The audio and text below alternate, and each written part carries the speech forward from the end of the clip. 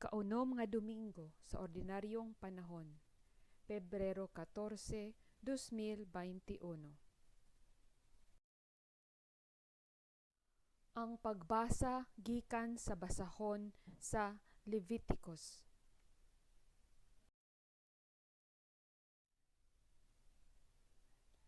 Ang Ginoo miingon kang Moises ug kang Aaron. Kun ang usa ka tawo may hubag o butoy o nuka ug mahimo kining sanla, dad-a siya ngadto sa pari nga usa sa mga anak ni Aaron. Nan sanlahon siya ug busa hugaw. Ang pari kinahanglan nga mag-isip kaniya nga hugaw. Ang sakit niya anaa sa iyang ulo. Ang sanlahon kinahanglan magsul-ob og gision nga sapot ug ipadunghay niya ang iyang buhok ug tabunan niya ang ibabaw niyang ngabil ug muingon siya sa kusog nga tingog, "Hugaw ako, hugaw ako." Magpabilin siyang hugaw samtang anaa pa kaniya ang sakit. Ug kay hugaw man siya, magpuyo siya nga mag-inusara sa usa ka puloy-anan sa gawas sa kampo. Ang pulong sa Ginoo.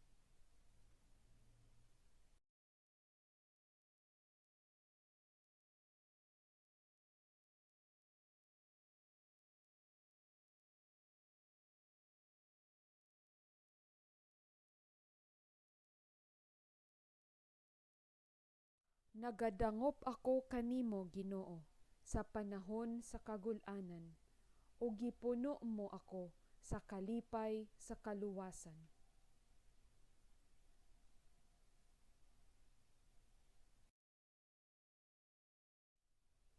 Bulahan ang tawo kansang kalapasan gipapas, kansang sala gitabunan. Bulahan ang tawo nga wala pasanginli sa Ginoo og sala, kansang espiritu walay kasal-anan.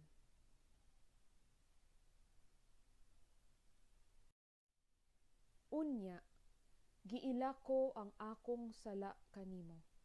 Ang akong kalapasan wala nako ilimod. Miingon ako, itug-an ko ang akong mga sala ngadto sa Ginoo, ug imong gikuha ang akong sala.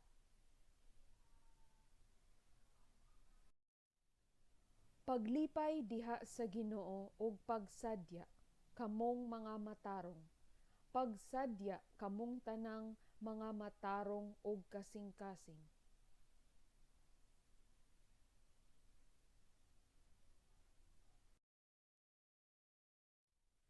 Kinutlo gikan sa unang sulat ni San Pablo ngadto sa taga-Korinto.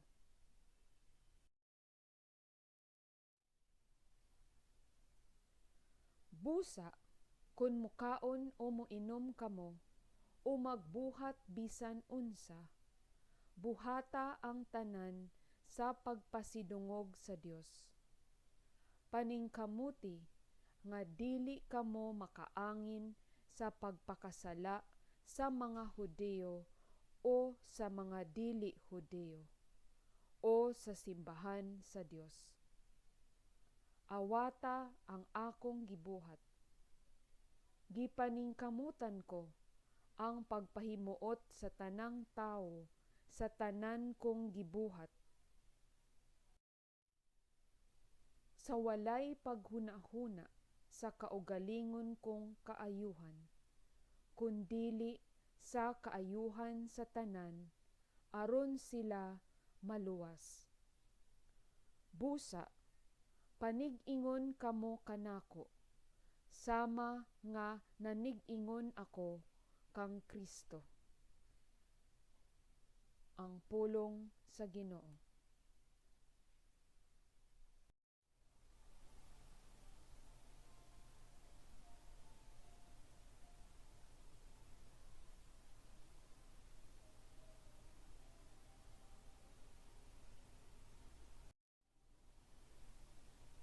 Kinutlo gikan sa Ebanghelyo sumala ni San Marcos.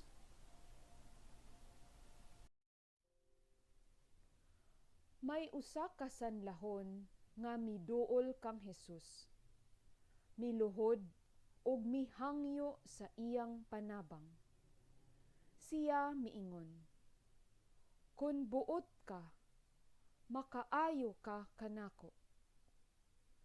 Naluoy si Hesus kaniya ug gihikap niya ang sanlahon ug miingon,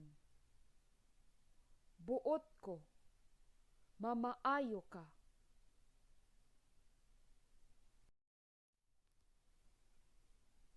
Diha-diha naayo ang sanlahon. Unya, gipalakaw siya ni Hesus ug gipahimangnuan pag-ayo. Ayaw kini isugilon kang bisan kinsa. Apan, adtua dayon ang pari ug pagpahiling kaniya. Unya, paghalad sumala sa gisugo ni Moises, aron pagmatuod sa tanan nga naayo kana.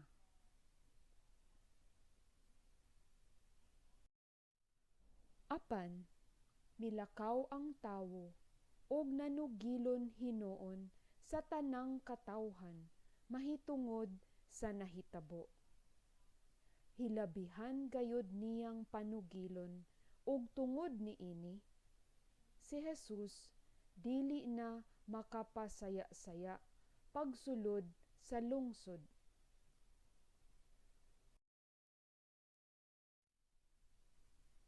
Nagpabilin na lamang siya sa mga dapit nga awaaw, ug nangadto kaniya ang mga tawo nga gikan sa nagkalain-laing dapit. Ang Ebanghelyo sa Ginoo.